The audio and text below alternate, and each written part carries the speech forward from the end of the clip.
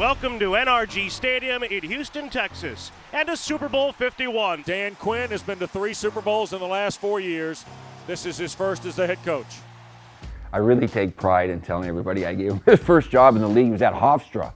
And I had a lot of pro guys interview for the job. It was a defensive assistant job, quality control, an entry-level job, kind of like many of us started in the league. And he was the youngest to interview, the least experienced to interview. He got the job. Why? Because he seemed to be the one that was the most eager, the most willing to learn, the most willing to work all night if need be. And we hired him, and he was exactly that.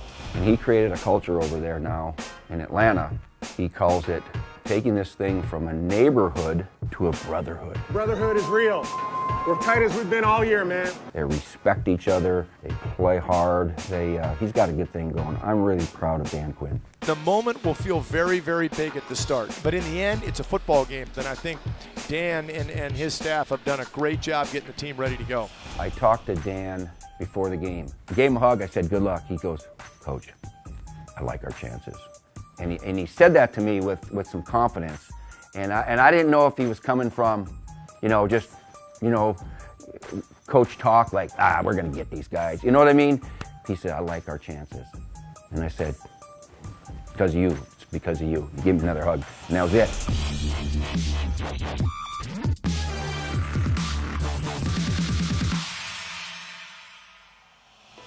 Yeah, I was there. I was at the game. Devontae starts out wide left. He'll score standing into the end zone. He took a big leap, and Atlanta has grabbed the lead in Super Bowl 51. Everybody's high-fiving. I'm like, man, they're gonna win this game. 3rd and 9 at the 19. Ryan takes the snap. New England going to bring some pressure. Matt going to reset, throw for Hooper. He caught it! Look at the score. They're dominating this football game. He gets the snap from Andrews. Falcons trying to get the intercepted. Coming back up the field is Robert Alford, and he will walk into the end zone on an 81-yard pick six. For Atlanta to have that many points that early was like, wow. Wow. Atlanta 21, New England 3 after 30 minutes of Super Bowl 51. And then there's a halftime. And you got to play 2 halves.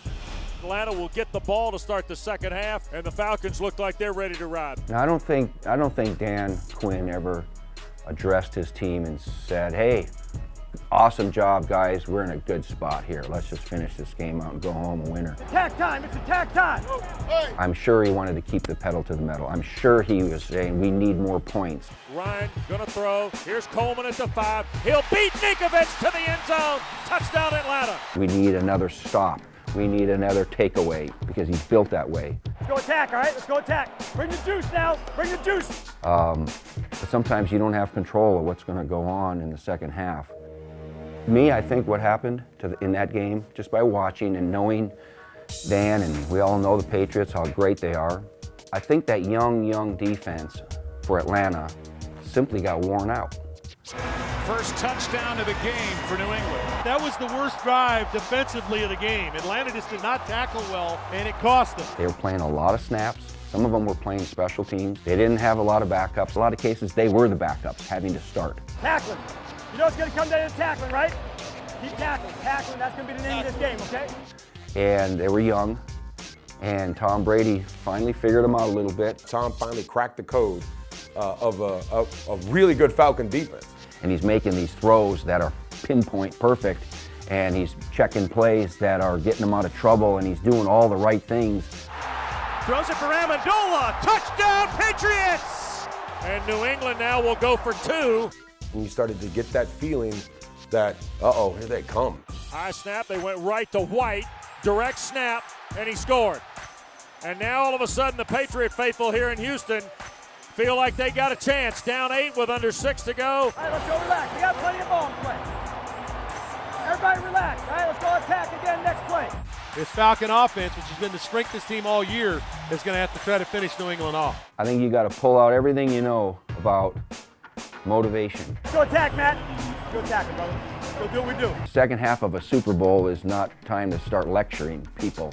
All right, let's go. Do your job. We got it. But then it was like, because Julio Jones caught a nice football on the sideline. Max snaps it to him.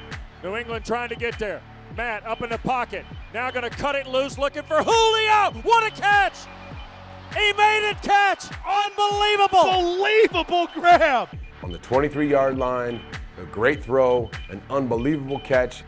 That will live in Super Bowl history right there. That's one of the great catches of all time. So I'm in the suite, and I say, all right, fine. Wow, they almost had us there. But luckily, we shut them down because we're just going to kick this field goal and we're going to win the game. It's over. 1st and 10 at New England's 22. Clock 4:10 to play. So I get in the elevator and I go down to the field. By the time we get to the field, Matt's dropping back and it's 3rd down. I see the holding call. Flag down. Now the Falcons are out of Bryant's range at the 45 of the Patriots. And so I didn't know what happened between it. I'm like looking at people on the sideline. I'm like, what the hell happened? And they're like, they ran the ball the first play. Nowhere to go. And the second time they tried to run the ball and he got sacked. And he'll take a sack. And it's a loss of 12, so it'll be 3rd and 23. And then I saw the 3rd play of Matthews getting the holding call. And now the ball's back at the 45, and they are out of field goal range. And they're going to put Tom Brady in position to tie this game up. And that's when I was like, oh my God, this game's over now. There's a 98% chance that he's going to go score this. And you knew if that thing goes into overtime, they're going to have anything left. Here's Edelman broken up, and the pass is... I think he caught that. They're saying it's a catch. That's incredible. They're going to hand the ball to White. He scores with 57 seconds left. Of course they went down and scored. They converted the 2-point conversion. And the game is tied. And we go to overtime here in Houston. First time in Super Bowl history. And you say shocking, disbelief, all those words. They got to pull it together. To me, it was like, all right, Tom Brady, okay, arguably the greatest quarterback ever to grace our arena, against the youngest defense in the playoffs that is so tired they're hardly going to make it out for the coin flip, okay? It is heads. New England has won the toss. When they won that coin toss and New England got to receive the ball, I left the game. I'm like, let's go, it's over. 1st and 10, New England at its 45. A touchdown wins it. Brady loads, throws, and caught Hogan. Brady down the gut, pass is caught. Here's Bennett. Flag is thrown. Are they going to call pass interference? Looks like it. Get your goal line ready. Get goal line ready. Tom Brady in that situation, in the Super Bowl, they're going to win this game. First overtime, they'll toss it to White, left or right side. White will cut back, and he will get in. And James White has won the Super Bowl for New England.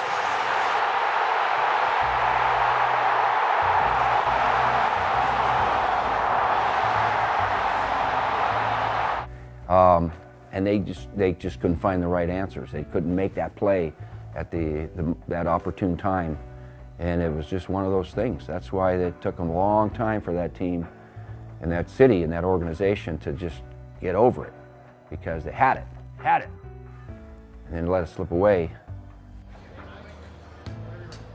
Dan, you guys looked like you were well in control. What happened? Well, for sure it hurts like hell. Crushed my dreams. I was about ready for some confetti. I was going to go to the after party. I was going to change my flight and hang out with Matt and Mr. Blank and the whole staff. I know it wasn't my ring that they were going to be getting, but I felt like it was part of my ring. We knew it was going to be a battle, and it for sure was. It was a fantastic game. Really proud of the way our guys battled and competed. Thank you so much for coming out. Appreciate it. One of the real hard things to do in sport is to talk to your team after a loss. This is your livelihood, your profession, and everything counts on winning and losing in the National Football League. Not only is it tough, you need to say the right things too. But if there's anybody that can hang on to his team's chemistry and get back to the big show, Dan Quinn and the Falcons have that chance.